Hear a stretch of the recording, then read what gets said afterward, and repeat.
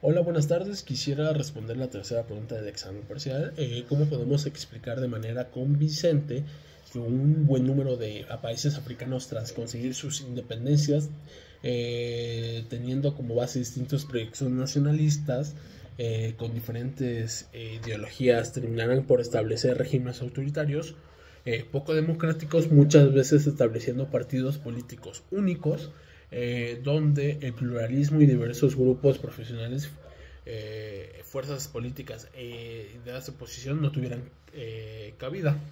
A ver, primero quiero reflexionar sobre una de las grandes paradojas de África en el siglo XX, que es la misma pregunta: ¿cómo es que tantos países africanos que después de su independencia, con un gran entusiasmo nacionalista y grandes promesas de libertad, terminaron en lo que consolidando regímenes autoritarios, muchas veces bajo partidos únicos y con una gran represión del pluralismo político? Primero se debe de profundizar las causas. ¿El autoritarismo era inevitable o se pudo haber tomado una decisión diferente? Para entender esta situación hay que situarse después de la colonización de África. Los procesos de independencia africanos fueron rupturas abruptas con los imperios europeos, donde las fronteras artificiales y estructuras administrativas fueron impuestas. Estas instituciones que propusieron los imperios europeos no fueron diseñados para que hubiera una democracia, fueron diseñados para que hubiera una situación de control para estas poblaciones africanas. Esto creó una paradoja, siendo que después de las independencias de estos países, los líderes que prometían una unidad, que enfrentaban a sociedades fracturadas, ya sea por etnias, lenguas o religiones, mostraran divisiones coloniales, siguieron latentes, generando tensiones que se volvieron en violencia, como en el caso de Ruanda. Muchos líderes adoptaron un modelo de partido único como una supuesta vía hacia la unidad, esto buscando la fragmentación, pero pues también derivó en lo que sería una negación hacia la oposición política. Todo esto derivó a lo que se podría llamar una trampa de la estabilidad, lo que se podría traducir a instituciones sólidas ni clases medias amplias, donde el uso del miedo al caos como una justificación para concentrar el poder. La autora del libro habla del neopatronalismo, donde el Estado se convirtió en un botín personal.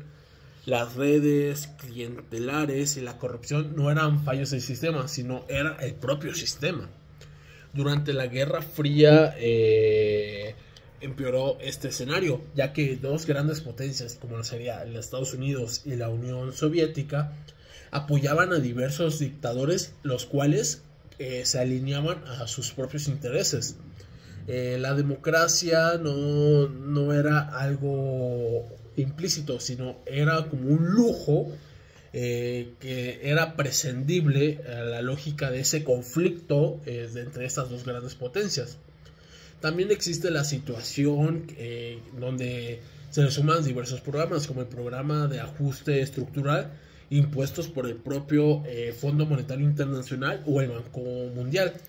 Estos recortes debilitaron aún más los servicios públicos y aumentaron el malestar social, siendo irónico que las grandes potencias globales que exigían una democracia impongan condiciones económicas que debilitan el propio continente africano. Aunque hay países, ya sea como de Senegal, que sí lograron desarrollar ciertas estructuras más democráticas, aunque sea con dificultades, han demostrado que el autoritarismo no era un sistema predeterminado, sino una consecuencia de múltiples factores combinados con herencias coloniales, conflictos internos, fragilidad institucional y geopolítica interna.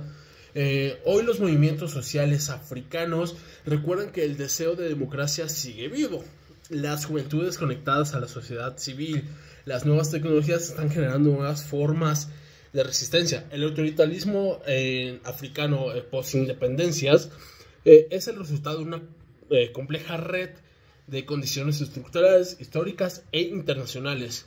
Como lo señala la doctora María de los Ángeles, la independencia no garantiza una democracia, ya que ésta construye una ciudadanía activa e instituciones sólidas y una gobernanza legítima.